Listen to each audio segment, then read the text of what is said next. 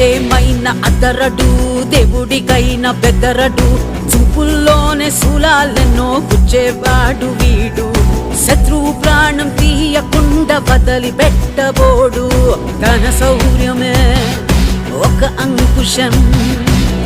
పోరాటం లేని చోటు భూమిలో కానరాదు, భారత మహాయుద్ధం ఇంకా పూర్తవలేదు.